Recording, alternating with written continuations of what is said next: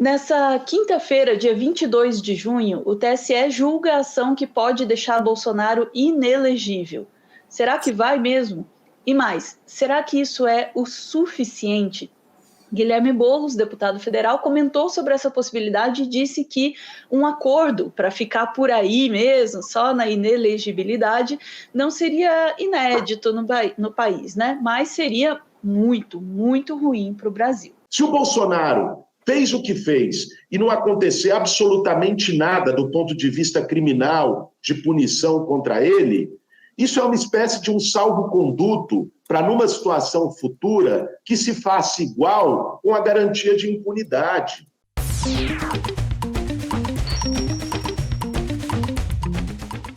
Obviamente, né? Vamos dar uma olhada nesta resposta. A gente estava falando de inelegibilidade, né? E aí você estava comentando se é bom cabo eleitoral o Bolsonaro ou não, como inelegível, mas eu queria te perguntar o seguinte: essa ideia de que Bolsonaro ficará inelegível, que é aceita por ele próprio, isso não parece já uma espécie de acerto, de acomodação para que a gente não comente uma possível prisão de Bolsonaro? Pelo seguinte, porque se a justiça, a polícia, chegar à conclusão de que Bolsonaro realmente foi o líder de uma tentativa de golpe de Estado, inelegibilidade é muito pouco. Em qualquer país do mundo, se um presidente ou um ex-presidente lidera uma tentativa de golpe de Estado, torná-lo somente inelegível me parece uma pena muito, muito branda. E como já se fala, ele próprio aceita, o PL já aceita inelegibilidade e tal, não parece que está se escapando, está se esvaindo essa acusação mais grave, que se chegar essa punição mais grave, que se chegar a uma prova de que ele realmente liderou essa tentativa de golpe, uma possibilidade de prisão de Bolsonaro? Boa. Chico, esse é um risco. Esse é um risco ainda mais considerando como são feitos os acordos e as transições no Brasil. Historicamente, o nosso país faz transições por cima, o nosso país faz grandes acordos para poder atenuar soluções mais firmes em determinados momentos. Quer dizer, vamos começar lá atrás, né? O Brasil foi, acho que, o único país no mundo que teve sua independência decretada pelo filho do rei da metrópole, né? Então, assim, a gente tem, historicamente, nas nossas transições, processos diluídos e processos de acordos.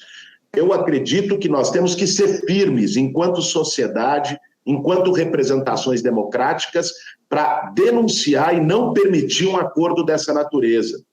Isso não por vingança. Eu vejo, às vezes, quando a gente faz esse debate da prisão do Bolsonaro, vem um discurso: vocês querem vingança. Não, nós queremos justiça, porque a justiça ela é pedagógica para o futuro. Se o Bolsonaro fez o que fez e não acontecer absolutamente nada do ponto de vista criminal, de punição contra ele, isso é uma espécie de um salvo-conduto para, numa situação futura, que se faça igual com a garantia de impunidade. Nós estamos falando aqui de uma pedagogia histórica para o nosso país. Por isso, eu sou contra qualquer tipo de anistia. Nós vamos travar uma batalha para que o Bolsonaro responda criminalmente. Tenha amplo direito de defesa, direito ao contraditório, não tenha nenhum tipo de rito sumário, que a justiça seja exercida de forma correta, mas seja exercida. E comprovado o crime que ele cometeu, que ele pague. Aliás, isso está acontecendo nos Estados Unidos. O filho do Bolsonaro gostava de dizer: se acontece nos Estados Unidos, acontece no Brasil. Que assim seja nesse caso. O Trump está respondendo processo criminal, sofrendo buscas e apreensões. Eu acho que é o que deve acontecer com o Bolsonaro, porque a suspeita de envolvimento direto dele, não só no crime de golpismo, que eu acho que é o mais grave, o crime contra a democracia, mas nós podemos falar tantos outros. A atitude dele na pandemia, até hoje, tudo que foi investigado na CPMI da pandemia ainda está dentro de uma gaveta no Ministério Público Federal, na Procuradoria-Geral da República, não foi levado adiante. Sobre os crimes também vários que apareceram, das joias e tantos outros, e de uso da máquina pública, ele tem que responder criminalmente. Para mim, inelegibilidade não basta. Terminamos com essa frase, né? Para mim, inelegibilidade não basta, né? E realmente o gostinho da possibilidade de acordo, né? Ou de anistia, de tá bom, assim, já deu de punição para ele. Eu devo dizer que é um gostinho que não dá para negar, assim, que a gente está sentindo, sabe? A ineligibilidade me parece realmente uma possibilidade cada vez mais viva, né? Mais concreta, mas a prisão não. Eu gostaria que a prisão estivesse com esse gosto aí, né? Não, pois é. Ô, Ana, deixa eu perguntar um negócio. Você vai achar que eu sou muito ignorante. Você é da onde? Daqui de São Paulo mesmo ou não? Não, de Curitiba, por isso que eu tava brincando com Curitiba. Eu tava infelizmente. falando de Curitiba aqui, mas não, é tudo bem, não, tá ótimo. Desculpa, tá? Apesar Vivian, a gente conhece o fascismo de Curitiba de perto, tá? Pode falar mesmo, Curitiba é fascista. Mas tudo bem. Um beijo aí pro pessoal da UP que tá aí na luta em Curitiba, sofrendo aí também.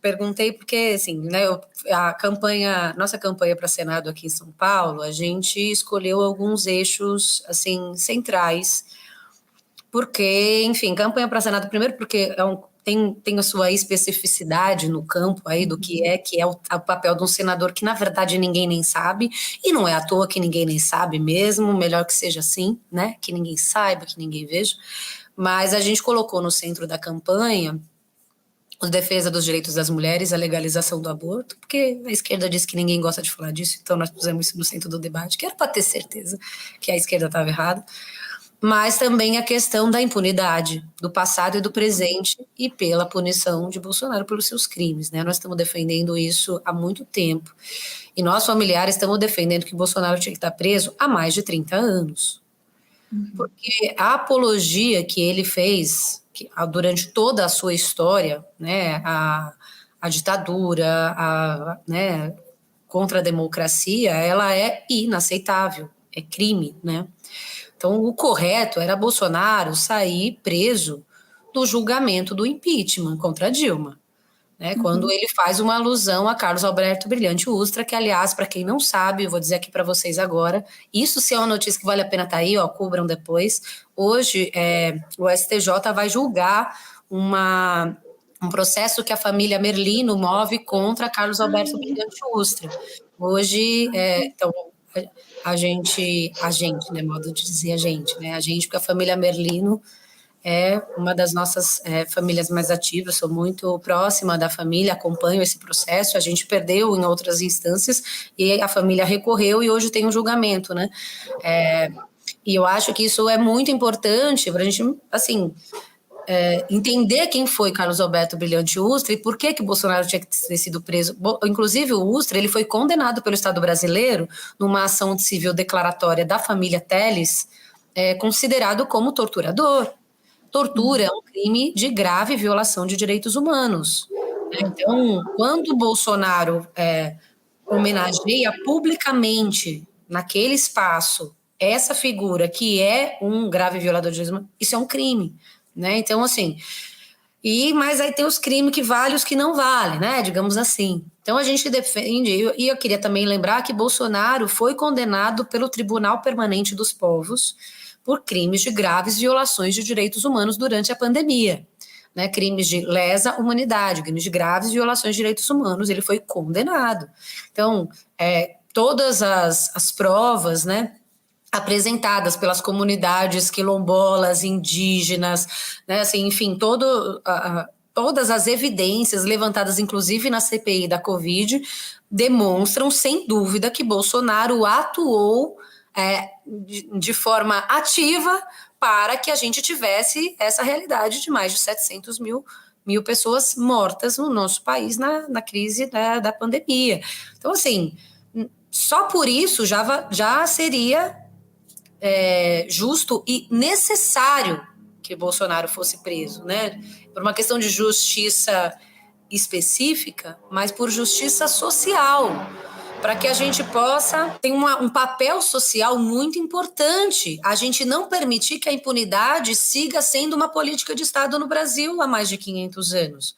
Nós tivemos quase 400 anos de escravização do povo negro e não se fala disso, é coisa do passado, virou-se a página. Nós tivemos 21 anos da última ditadura, da ditadura de 64, que também não se fala sobre isso mais. Não, isso virou-se a página e tal. Então, assim, eu acho que nós temos aí vários elementos que nos mostram que a luta contra a impunidade ela é uma luta de toda a sociedade, que nós não devemos abrir mão dela.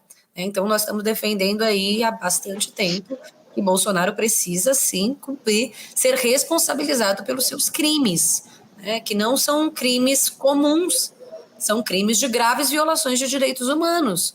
Né? Então, essa defesa de que ele seja punido não é uma coisa simples, não é banal. E, de fato, não existe um consenso dentro desse campo progressista ou de esquerda de que isso deva ser implementado. Né? Virou uma cultura aceitável no Brasil a impunidade, e isso é inaceitável. Né? É como se neste pacto, digamos, pela redemocratização depois da ditadura, se tivesse aberto mão de responsabilizar as pessoas como assim, vamos virar essa página. Não se vira a página sobre corpos insepultos, como o que nós temos na ditadura no Brasil. Nós não podemos virar a página sobre os corpos de 700 mil pessoas que foram assassinadas por uma política de Estado. Né? Então, é muito grave. Isso para falar do que antecedeu o 8 de janeiro. O 8 de janeiro, então, é um marco daquilo que a gente vinha dizendo. A extrema-direita articula e organiza um golpe no Brasil. E as pessoas dizendo que não. Os militares, os mesmos da ditadura, que seguem no Estado até hoje, não tivemos justiça de transição, está tudo igual, seguem articulando um golpe no nosso país. É isso que está acontecendo. Então, assim, a punição de Bolsonaro, ela é emblemática. Ela é uma prisão que traz a sua... concretiza uma justiça, porque ele é diretamente, né, um violador de direitos e precisa ser punido por isso, mas abre também uma discussão política na sociedade contra a impunidade. Uma sociedade que não aceite que genivaldos sejam assassinados no meio do dia, num camburão improvisado ali como câmara de gás. Né? A impunidade precisa acabar. Né?